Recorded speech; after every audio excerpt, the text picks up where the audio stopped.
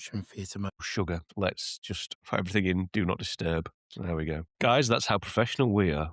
Hello. Hello. Oh dear. I kind of want to leave that in actually now. Yeah. A sip of tea. Let's start. Let's do Let's this. start.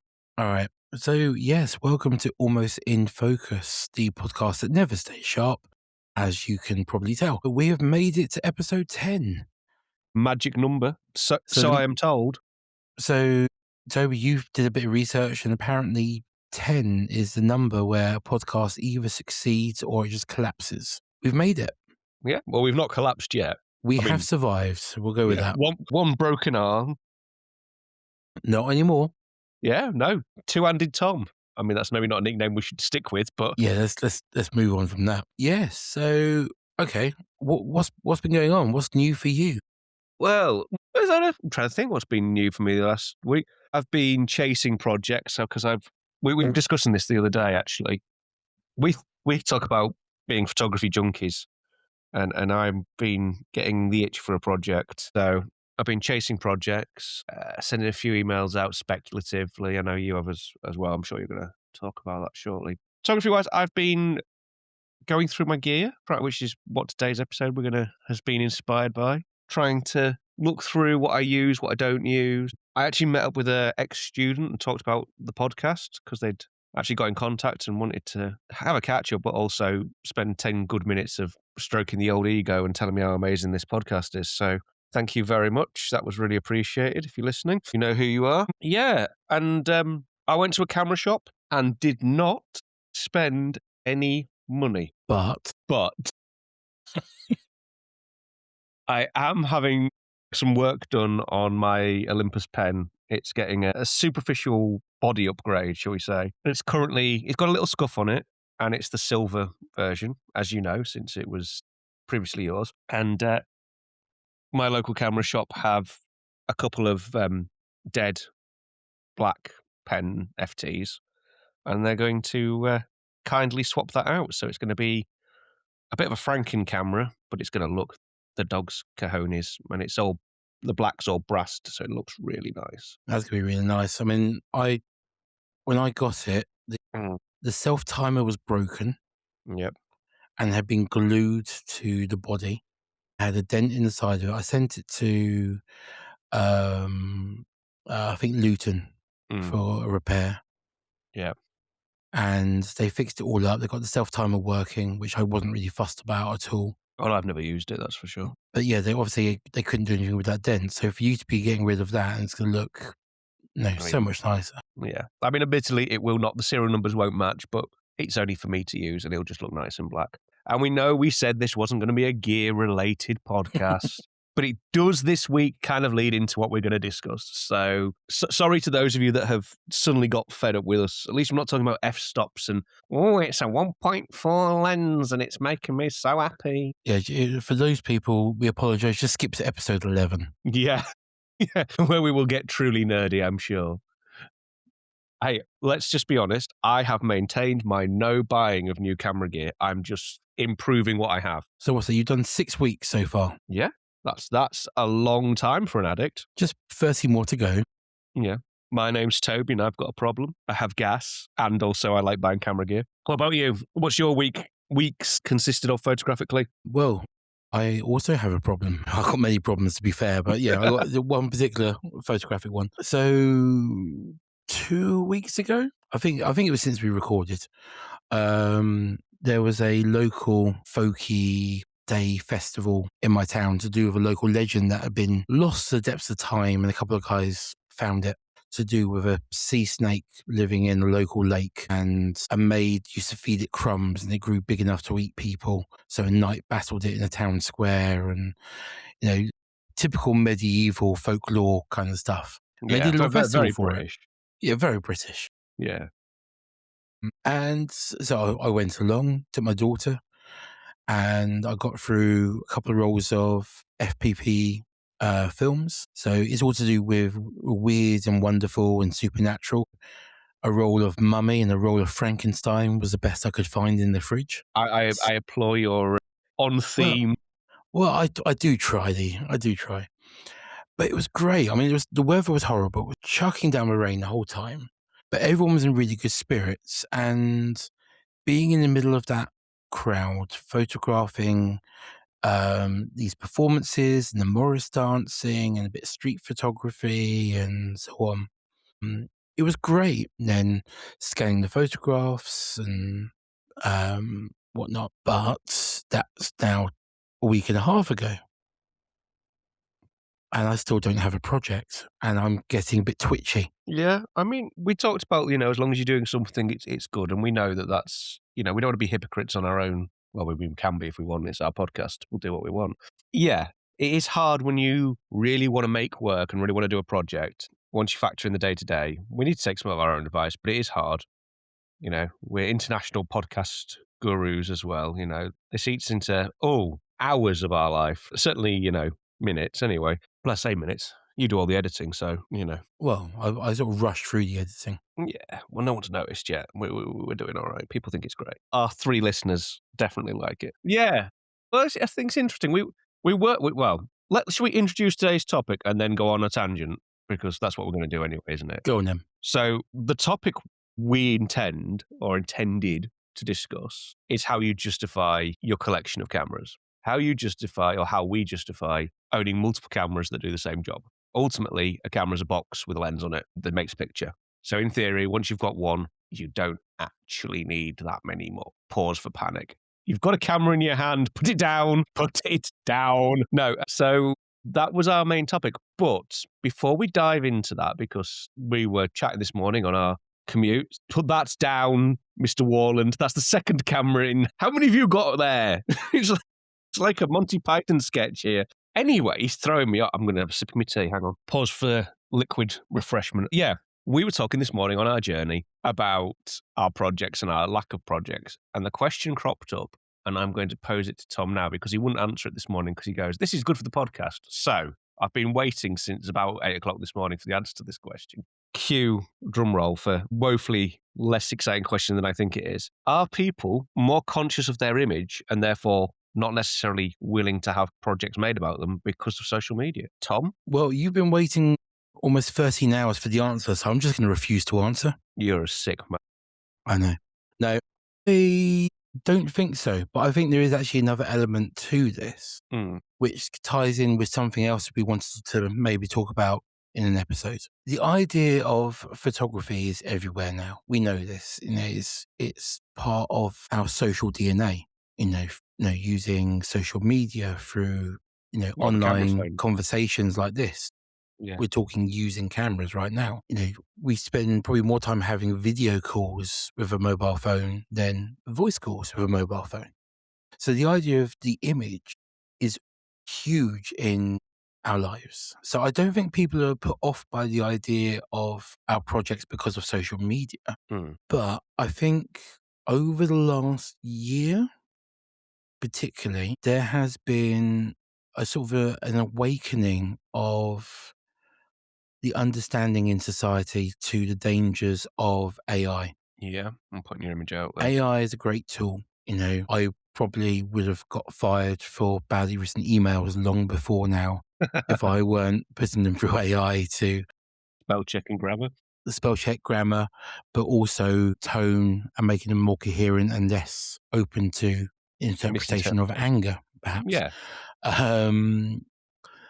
And I think that's true of a lot of people. Yeah, I think it's a very useful tool. But if you also look at what's happening in terms of how people's images are being used through AI filters, AI generation of new bodies using their faces. Yeah. And I'm thinking of that horrendous account that came up just last week, I think it was, to do with, just the awful stuff that's being generated using Grok and so on. Yeah. I think people are maybe more apprehensive about letting people into their lives with cameras, or letting strangers into their lives with cameras. Yeah. Than they were before. And I think it's to do with AI rather than social media. I think that's distinct, yeah. I mean, that's a part that I hadn't considered.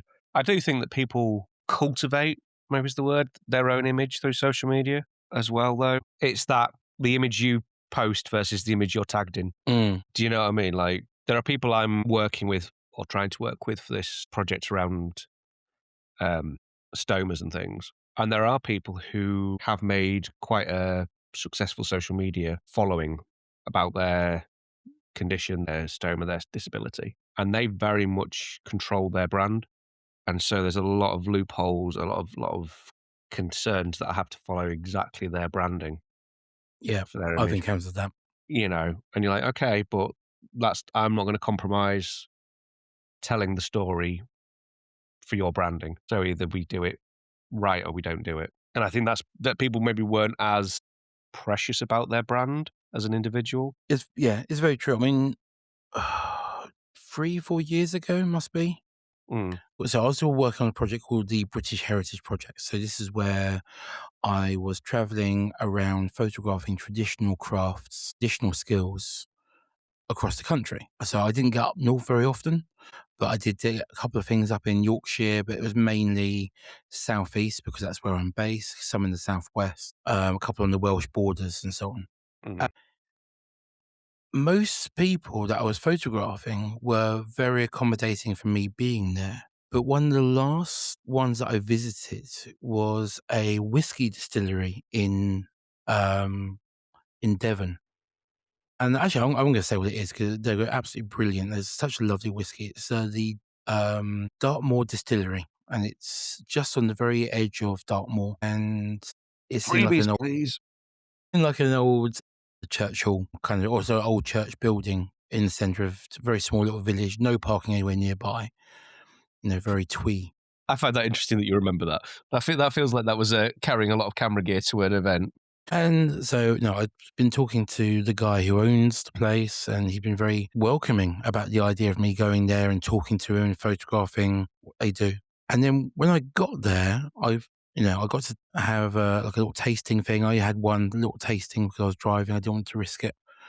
It was very nice. I bought a bottle, and he showed me a video which he shows to people when they go for tasting sessions. He then, let me do some portraits, and he kind of posed for a few things. And it's like, and I was trying to get him to open up to my way of thinking, and he just wasn't going to have it. He had a very clear idea of what he wants his whiskey to look like in marketing, and he wasn't. And he was seeing the marketing potential of having me there. He wasn't seeing what I wanted to do at the same time. And then they did some bottling. So I Mm. photographed a bit of that process. Yeah. And he went, and the guy who was doing the bottling, his assistant, he went and stopped him and made him turn one of the bottles around so that all the labels were facing evenly to the Yeah. front. Yeah. And then it becomes a PR job. Yeah. And I left very quickly after that because I was just getting frustrated. I wasn't able to photograph and document the great stuff that they do and the great stuff they make. It's the difference between what people perceive as what you're after and what you're actually trying to Mm, achieve, which is about communication, like a lot of things. And often people don't quite understand that they don't quite understand what documentary photography is necessarily. yeah. He was sort of imagining like the Sunday Times supplements Mm. Yeah, kind of images rather than something a bit more. a bit more real. Yeah. Yeah, we've not even touched on our topic tonight. We haven't, have we? No. I mean, I'm not bothered. I'm just saying that we better actually talk about it, because if that's going to be the title of this episode, people are going to be going, we're 17 minutes in and they've not talked more than about 10 seconds about camera collections. Right, let's get nerdy. I'm sorry, guys. This is where it gets nerdy. But it doesn't, but it will. How many are in the cupboard? In the cupboard, is it just the cupboard? Because that saves me a little bit. Oh, okay, let's be honest. Two presses, Semi Super, Spotmatic, A1 program, Leica, Pen, XA, Agfa, the other Agfa, the Yashica. I'm going to go conservative because I can't remember all of them, because there's some Lomo stuff in there as well. There's about 27 in the cupboard if we don't count digital cameras. If we count digitals, with 30. If we then count cameras dotted around the house, well, I can see 4 from here. Yeah. They all work. I don't have anything that doesn't work anymore. What about you? While we're Stop airing our dirty deflecting. laundry, Stop deflecting. I'm going to say probably similar. I don't actually know. do we count the ones I have at work? Do I have to include those in the, because they don't live at home? Okay, so I've got 154, 69, which has seized up, so that's not working at the moment. Mm-hmm. 166, 2645, Yeah. 1612, 5 stereoscopic, Problem. couple of rangefinders, too many half frame cameras. Yeah. Mind you, Less than I did. does half frame like count for less because you get more frames per shot? No, Is it it like doesn't. a It doesn't. No. no? Damn. I Well, mean, that's not helping me at all. yeah. I will say when it comes to half frame, at one point I sold all my full frame cameras except my Voigtlander, Mm. and I only had half frame for 35mm. It was just for me, it was the way forward. I do now own a SRT Minolta. Oh, damn, I forgot Minolta. Yeah, there's another one. Yeah, I so don't really yeah, I don't really too count it many. because it's plastic fantastic. All right, so come. What's your excuse? Well, And don't blame me. partly you're the to blame. I'll start with I went to university with 2 cameras, and then I met you, and you enabled my addiction. But I tend to find so I have a camera for a specific job. There are different approaches to using different cameras. Anyone who's used a large format camera knows that is very different to shooting 35mm. They are different beasts. They have different processes. The way you work with what you're photographing is different. One is fast, one is slow. Then you've got medium format, which is sort of somewhere in between, depending on the camera you use. So like, my Mamiya Press is sort of like the slower end of medium format, if that makes sense. But there are quick medium format cameras like the Mamiya 7, which I should never have sold, and I have great regrets over. So, we'll just gloss over that huge regret in my life. Okay, actually, I'm going to ask a question. Mm, So you're at around 25 to 30 cameras, and the fact you forgot about a couple, I'm going to say 30 to 35 cameras. more than likely, yeah. Yeah. I'll be honest. I know how much you always regretted selling the Mamiya 7. Now, at the time, you weren't getting any use out of it. You needed the cash. Yeah, yeah, It massively inflated in value, and it still is doing so. yeah. Is some of the reason that you have got so many 35mm SLRs because you have far too many. I really do. I mean, I've only got a couple of rangefinders though, but that's deflecting. No, yeah, I have a lot of 35mm SLRs. Is some of that because of the regret you felt after the Mamiya 7? I think so. That's So we're turning this into a psychology. yeah. This is my reason for keeping cameras is because I have a fear of loss. Probably no. I do think that Sigmund Freud's in the Leica store. no. Yeah. Well, this is it. I've got Leica envy. No, the reason for hanging on to them, I think, is there's a camera for every job. And yeah, I don't really need as many 35mm SLRs as I've got, to be honest with you. But I've got different lenses for different bodies. And yes, I could sell a lot and streamline. And you know what? I've got really, really good Nikon F80 with some cracking lenses, and everything else could go because realistically, that and the Leica are the best 2 35mm cameras I own. Yeah, they do everything I need. There wouldn't be a risk of anything going wrong, but they're not as like shooting with something like that isn't as fun as pulling out a absolutely battered ME Super and praying to the gods of photography that it will work. Hang on, I've just remembered I've got a couple of Praktikas actually. Sorry, I forgot about them as well. Thinking of cameras that might work. On a Zenit. The Zenit's more of a wall hanging than it is a camera, to be fair. Or occasionally a hammer. It's a self-defense camera if attacked. We've descended into chaos, but the real thing is that I think justifying a camera collection is difficult. It's a hobby for a lot of people. And while it's our job and our addiction as well, even we admit that our collections are quite over the top at times. They are, but I have met people worse. Oh, totally. So if for anyone in the London area, I'm sure you've probably been to the photography rooms at the V&A. And as you go to go into the photography wings, it's up on the 3rd floor from memory. You've got these beautiful display shelves just out in the corridor of old cameras. Now, every time I go there, I've got one of those. I used to have one of those. I always wanted that one. And behind me, I've got cupboards that aren't anywhere near as tidy, but are looking just as full with cameras. Yeah. But there's one guy I met years ago, and he showed, I don't know how this happened, I don't know how I met him, but he showed me his collection of cameras. He only had Canon OML SLRs, so he didn't have any of the rangefinders. So that's the Fs onwards, I'm guessing. Yeah, he didn't have any of the little Point and shoot things.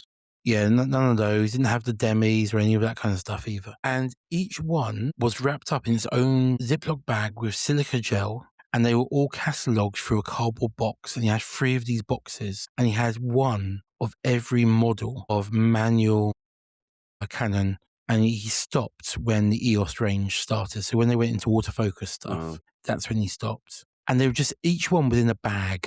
Yeah, no. Therein lies my problem with people collecting cameras. If this is you, we're sorry, but we're not really. We're not really sorry. I'm about to offend you. Sell those cameras to someone who will actually use them. But not Toby, because he's not allowed to buy any cameras. Yeah, no, don't sell them to me. You could give, there's a loophole. If somebody gives me a camera, that's all right.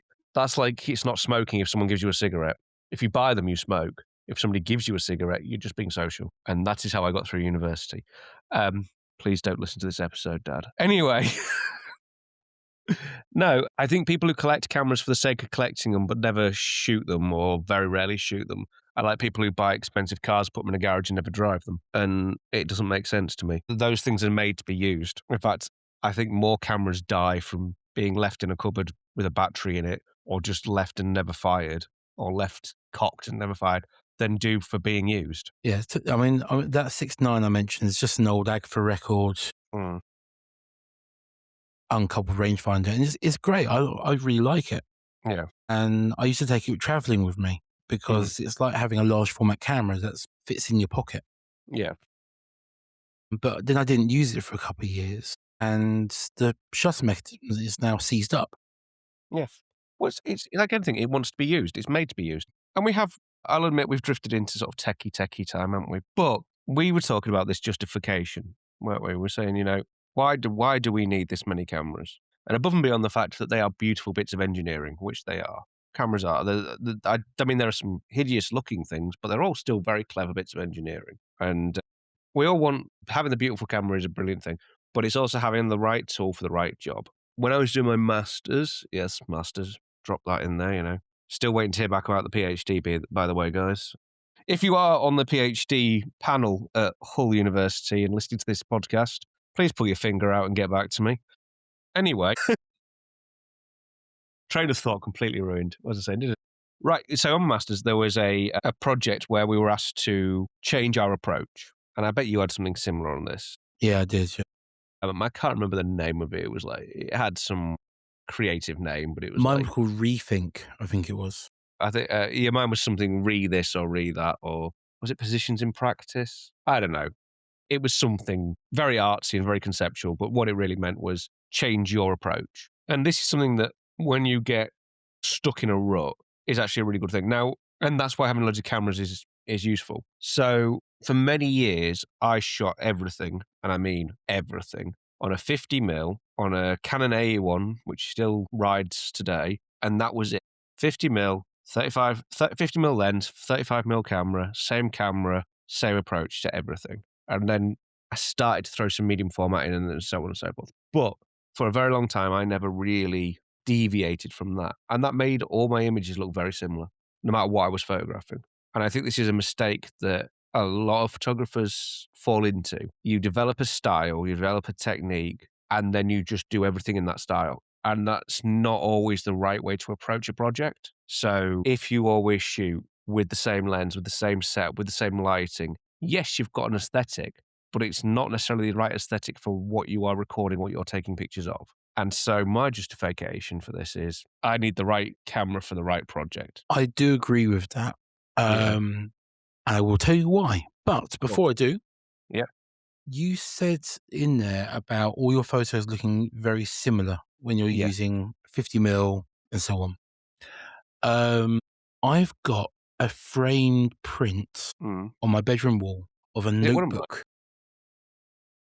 No, it's not. It's of a notebook. Oh, okay. And it's quite a famous page. And I think this is actually housed at the V&A, the original. It's Tony Ray Jones. Oh, okay. So British street photographer, arguably one of the best of all time. And this one page was where he had been going through his most recent photographs and evaluating his practice, trying to make improvements. And it just says, I'm going to read, it's not very long, I'll read the whole thing. Be more aggressive, get more involved, talk to people. Stay with the subject matter, be patient, take simpler pictures, see if everything in the background relates to the subject matter, vary composition and angles more, be more aware of composition, don't take boring pictures. And it says getting closer, use a 50mm lens. So I'm guessing that he'd been either using a much wider lens and then standing a bit too far back and missing stuff, or he'd been using too long a lens and being sort of distant from the people. Yeah, I'll go I think originally, Yeah. so it'd be 35 to a 50. Watch camera shake, shoot 250 sec and above. Don't shoot too much, not all eye level, and then no middle distance. And that no middle distance is so vital, I think. Yeah. And it is that point where, as you say, all your photos start to look the same. You know, you're always about 3 meters away. F8 and B there, baby. Yep.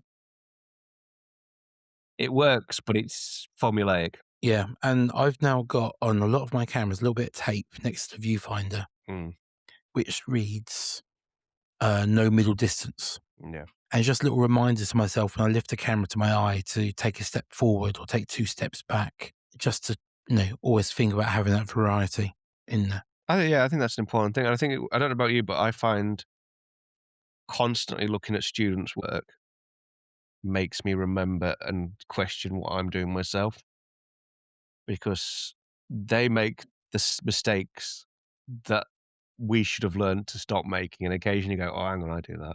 I'm going to stop doing that." Yeah, I mean, over the last few weeks, the main group of students I work with, Mm. they've been doing a documentary project. So they've been learning about the personal work, the relationship, the establishing shots, and that idea of a narrative structure, The David a Hearn mini approach.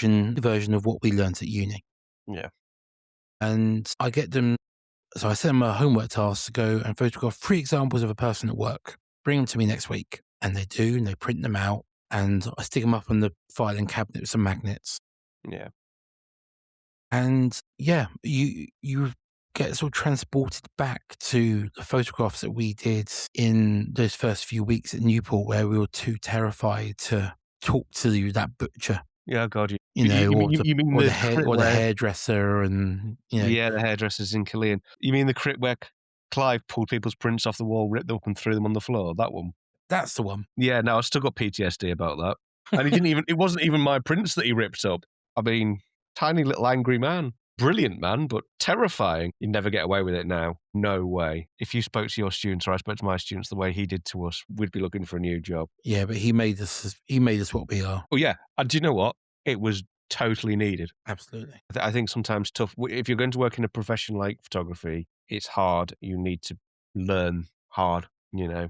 And if you want to make interesting work, you can't just knock out the same stuff as everyone else. Anyway, sorry, I dived into your narrative there. I do sometimes do a mini Clive. A mini Clive. He A wasn't mini very big to Clive. begin with. So I mean, I don't go as far as ripping up the work or screwing it up. I mean, No. these are just printouts from the laser printer, so I could if I wanted to. Mm. But I do, occasionally I'll just take it off the wall and just chuck it behind me so it sort of drifts down to the floor. Yeah. I sort of catch a glimpse of the students' eyes at the corner of my eye, and they're all like, Yeah. quite funny. Sometimes a little bit of a shock. It's not a bad thing, you know. Yeah. Students, and we were as guilty as the students are now. You will occasionally try and throw a couple of dodgy photos in to bulk out the edit. I'm not going to name names, but somebody used to bring every photo to the edit to the point where, but you know, sometimes you go, right, I'm going to an edit and I've got, I don't know, 8 photos and I need 15. And so you throw some junk in. And students still do this. We thought we were being clever and we could get it past the professionals. And the kids doing it today are doing exactly the same to us. And you can see them from a mile off. But, you know, nothing really changes all that much, does it? Anyway, yes, Yeah. why I agree with you. Yeah. I like it when you agree with me. I like it when everyone agrees with me. It'd be a lot easier if everyone I take just it all did that. back. Damn you. No, what I Yeah. agree with you is a couple of cameras I have always grab people's attention in a positive way. And the moment you pull one of those out for doing some street photography, or actually, no, not even that. So my Yashica twin lens, I was about to go the Yashica. So, yeah, yeah. people love it. It's a very, very pretty camera. It looks like it's out of a whole other time. Yeah.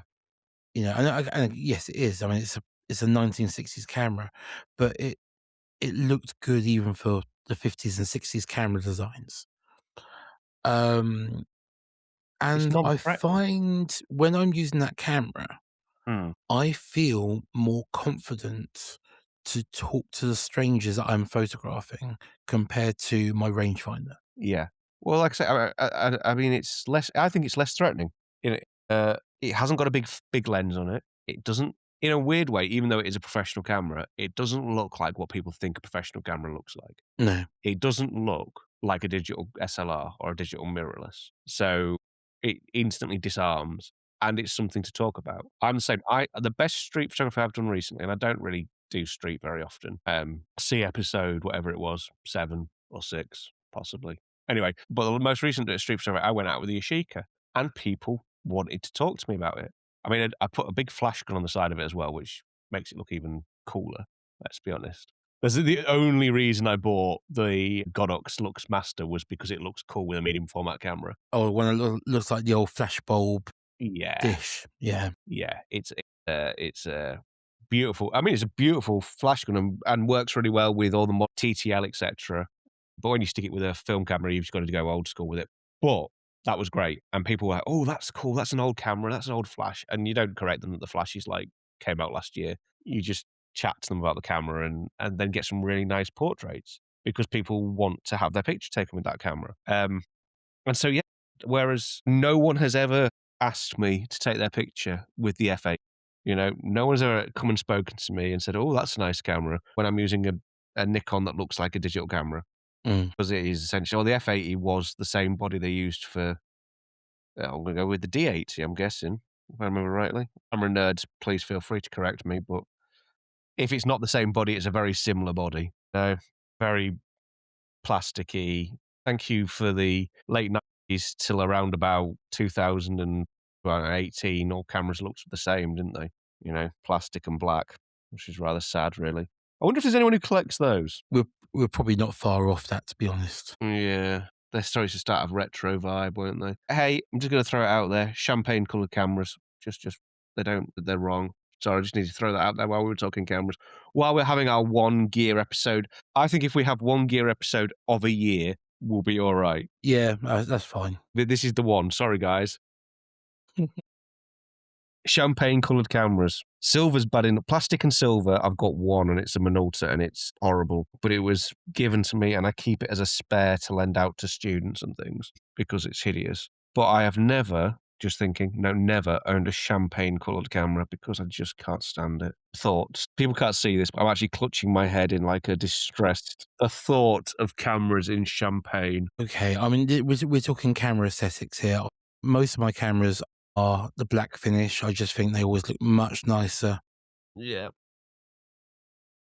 So my main camera is a Voigtlander rangefinder, Mm, the Olympus pen, black as well. My Minolta, black. yeah.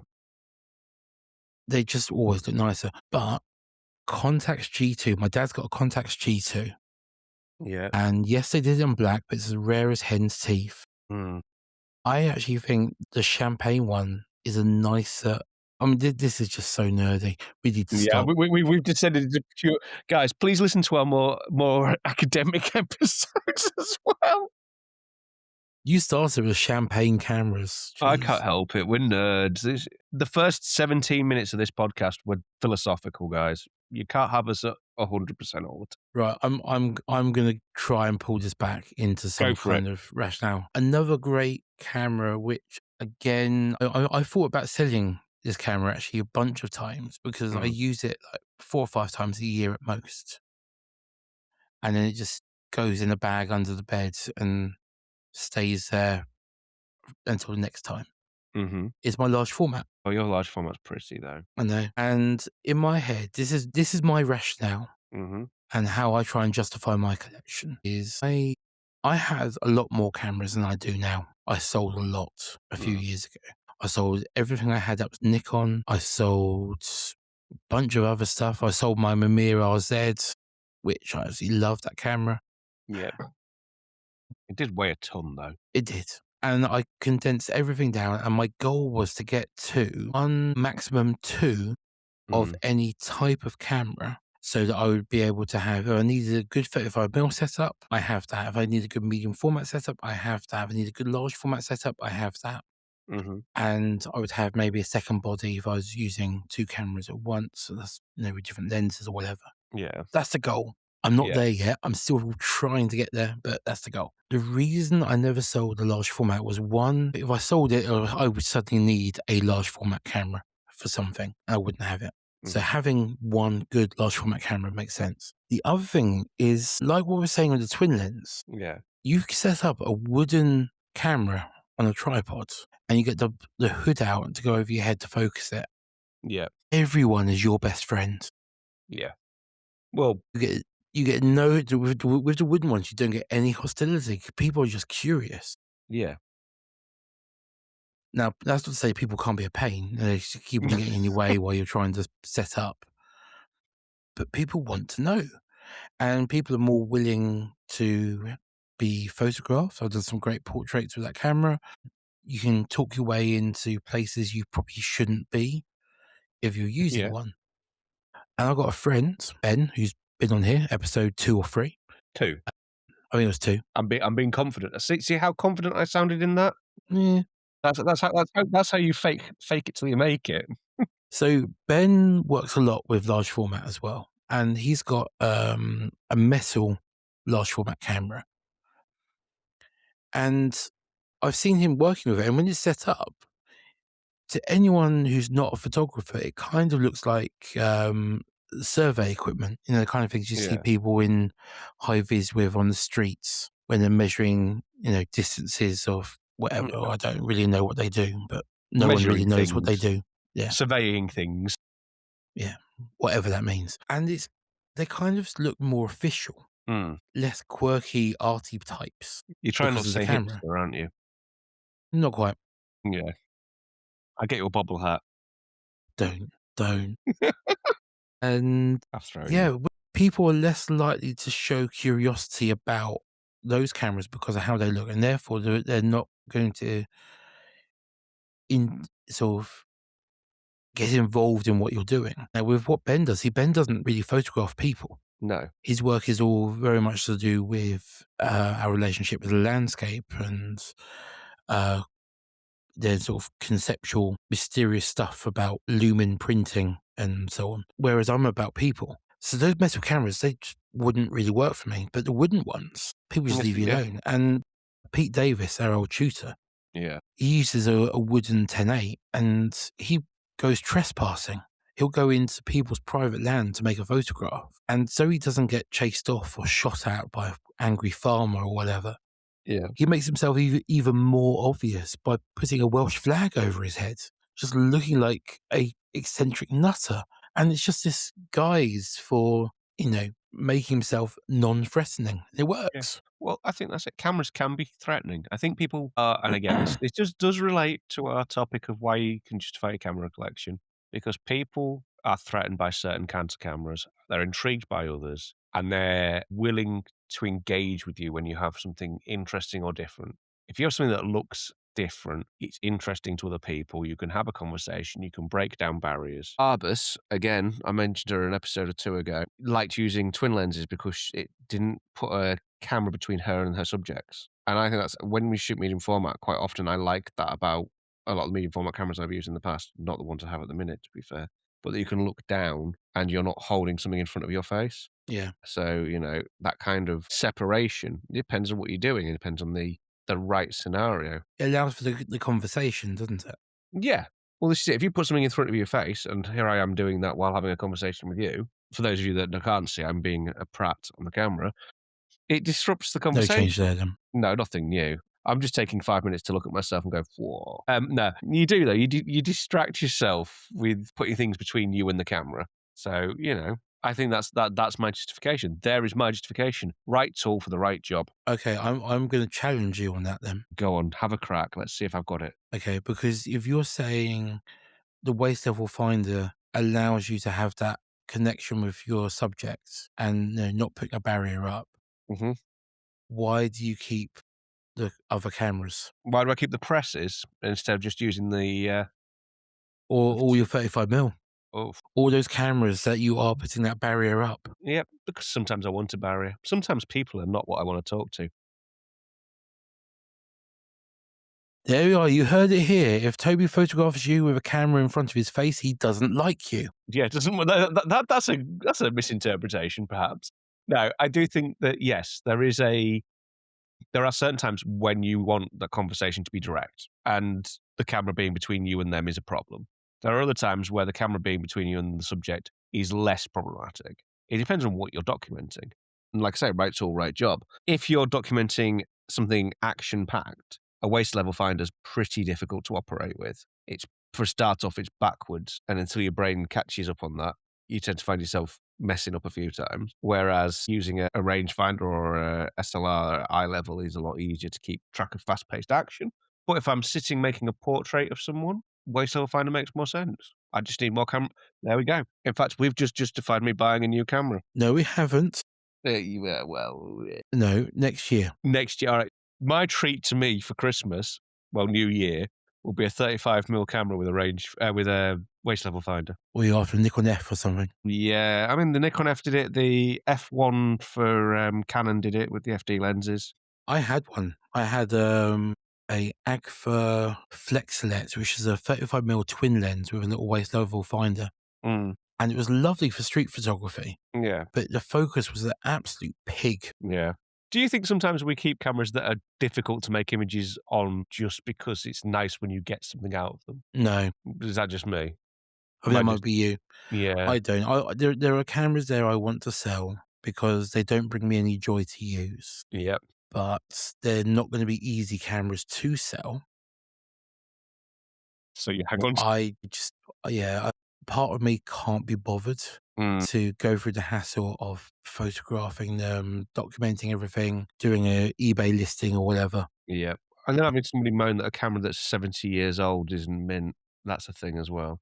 We haven't even touched on selling cameras to other people. So, have we justified our camera collections? Do you think? I think you've justified yours. I think I've actually realized how many I need to sell from mine. I think if I'm entirely honest, I need to shoot more this year to justify keeping what I've got.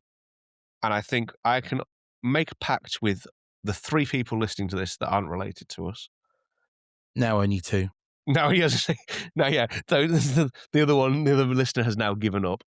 And I will say, if a film hasn't gone through a camera in my camera cupboard this year, I will sell it or give it away. And I think that's going to be the only way to thin out the herd. I'm going to hold you to that. We have this as evidence. I think you need to. You're talking to a person who this last weekend was forced to go through his collection of clothes. I think I might be a hoarder by my well-meaning and long-suffering wife, who has a much smaller wardrobe than I do, sadly for her. And she made me go through my shirts, just my shirts, because we haven't got onto anything else. And yeah, I have not thrown a shirt out since I was 18. So we've cleared out a few. So yeah, maybe it's more of a hoarding problem than a camera problem. Okay, for me, I'm going to sell a half frame Zenit Yep. SLR. What happens if you sell it to me? Does that count? You're buying a camera, so no, can't do that. Okay, keep going then. A Sputnik, which is a Soviet era medium format stereoscopic camera. I had to fix one of those once. I hated it. I don't enjoy that camera. No. I've got a Zenit C rangefinder with a stereoscopic kit, Mm, so I'm going to sell that. Never use it. no. There you go. That's 3. Yeah, I'm I mean, just I'm looking now over my shoulder in the in the webcam. yeah. I mean, I'm not going to lie. I'm now going to go start shooting film just so I can keep all the cameras. The local camera shop is now rubbing their hands together with glee, knowing that I'm going to be going in there just to buy film. Well, so you're going to get rid of 3 or 4, and I could end up getting rid of quite a lot. I might tell you what. I might even we could have a competition sometime this year and give away one of the cameras as a prize. I like that. Do you know what? Why not? I could probably separate myself from a camera as a prize. You heard it here first, people. Therapy working. A breakthrough moment on Almost in Focus. I'm going to extend that. Go on then. I've got an idea. So middle of April, no, towards the end of April Yep. is International Pinhole Day. Cool. Yep. Yeah. Yep. So you and me, we are going to make pinhole cameras for International Pinhole Day, and we will do a competition through somewhere. I don't know. Somehow, Yeah. We'll work out the details later. yeah, that As someone always. that someone through listening to the podcast and finding a correct answer, or so I don't know. I'm making this up as I go along. Finding a We'll correct fine answer to tune. a question in a podcast episode, and then drawing at random can win one of the pinhole cameras that we make. I like him. And the reason I'm saying that is because a pinhole camera is almost in focus. Aha, I like it. Yes. Let's do it. We're There gonna we have go. so guys, that is the birth of a competition purely from us trying to whittle down our camera collections. By building new ones. There we go. Yes. Possibly using old ones. A bit of camera recycling. There's a couple of Zenits I haven't got too much of an emotional attachment to. I'll think about it. I'll think about it. Yeah, contemplating. Yeah. Yeah. But there we go, guys. I wonder about that broken Agfa record I've got sitting on the shelf. Well, there you go. We can make them live again, breathing new life into an old battered camera. I think, guys, we rambled, we wandered, we talked about life, the universe, and justifying a quite frankly disturbing level of camera ownership. We hope you've enjoyed it. I mean, I feel like that's been somewhat therapeutic, if not remotely useful. If you believe, as I do, that you need the right tool for the right job, I strongly recommend that you invest in cameras that make you happy. And in fact, actually, if something makes you happy, just buy it. As long as you're not going to end up homeless because of it or divorced. Just If you do disagree with this and don't want the clutter, then we recommend Bill Nye's podcast. yeah, yeah. There, see. But what's It's a good podcast, actually. Yeah, I do. I enjoy that. One of the ones that I listen to when you're not available. To be fair, when we haven't got large car journey. What's the woman who does if it doesn't bring you joy? Mary Kondo, is Yes. it? Yeah. Yeah. Hold your cameras, people. Look deep into their lenses. Does this bring me joy? And if it does, hang on to it. If it doesn't, sell it. Yeah, just don't go to a Or camera shop. donate them to your local school or college. Please do, because we are constantly in need of cameras. They're old. They get a hard life. So if you do have a film camera specifically for me, I don't know about you, but anything. If it takes a Yeah. picture and you don't want it, donate it to your local school because they will more than likely bite your hand off for it. Yeah, Because absolutely. it's difficult to get hold of them because schools have to buy things through specific routes. I think colleges are the same, Yeah, very much. so There's never enough money going around for all the stuff that we want for our departments. yeah, so Right, let's call it there. Let's just say, with things coming up, last Thursday of the month is my darkroom live stream over on my YouTube. So that's 8:30 UK time in the evening. But if you go on there, you can subscribe to it, and you can subscribe to that particular next session, and it'll be in whichever time zone you're in. It will tell you. The photography and video show in Birmingham, we're both going to be there. come and talk to us, please. Yeah, please do. I'm giving a talk on the Saturday, so that's the 14th of March. SPK 26 is the generic code to save 20% on tickets. So please use that. Save yourself some money. And if you want to spot us, we're covered in branding, so don't worry. You'll Yep. see us from a mile off. And my friend Dave from Alfie Cameras, he's going to be there now as well. And he's going to be launching his new camera model. I know. See, that's not helping me. You do realize that's like offering someone who's recovering a drink. He's been sharing little snippets of this with me for a few months now. As development happens, I'm looking forward to seeing it in the flesh. And we've got formerly of this podcast guests as well, haven't we? We're seeing the Aggo guys. Yes, hopefully. Yeah, they're going to be there on the Sunday. So we're not going to see them at the show per se, but hopefully their flight times in line up with us, and we can go have a bite to eat with them in the evening. That'd be nice. Yeah, that'd be nice. And we've got a few exciting episodes coming up soon, which we won't ruin. But guys, be prepared. We've got a big guest coming up. We have. I'm a little bit excited. So I mean, because that's actually we did a thing. We did some planning, sort of. Maybe not, but there is a big guest coming. So keep tuned. Keep your ears open for that one. It's a big one for us, I think. But both of us are big fans. Definitely. Could be a bit of a fanboy moment. I don't know. Well, we've spoken with them on and off over the years enough, I think, to not be all Not giggly giddy schoolgirl. schoolgirls. No. No, it should be fun. I say a few more to come. Get in touch as well if you want to ask us any questions or have a thought of the week that you'd like to throw at us? Yeah, See if we please. can, because 10 episodes of us waffling and people are still listening, so we must be doing something right. Famous Until last now. word. Until now, yeah. Until we did a gear episode. We're sorry, gear people. We didn't mean to do a gear episode. It didn't You get too suggested nerdy. it, but there we go. Yeah, blame me. It's my fault. It was all fine until you started waffling about champagne cameras. This is true. They just trigger me. Okay. I'm just gonna after we stop there, I'm just gonna start bombarding you on WhatsApp with pictures of champagne cameras. No, please. The trauma. Early 2000. They were awful. I tell you what. I mean, what about the Nikons that they did in red for a while? Ferrari red Nikons. I remember Pentax doing. I don't remember Nikon. Nikon did Ferrari red shiny plastic cameras. It's when I saw ones that looked like stormtroopers. They were bright white. That was just Yeah, yeah. I remember them. Anyway, on Right, that note, yeah. goodbye. Farewell. We'll be back. Yeah, we'll be back in a couple of weeks with something more sensible. Yes, less geary, more philosophical, more deep. All right. I'm hitting stop.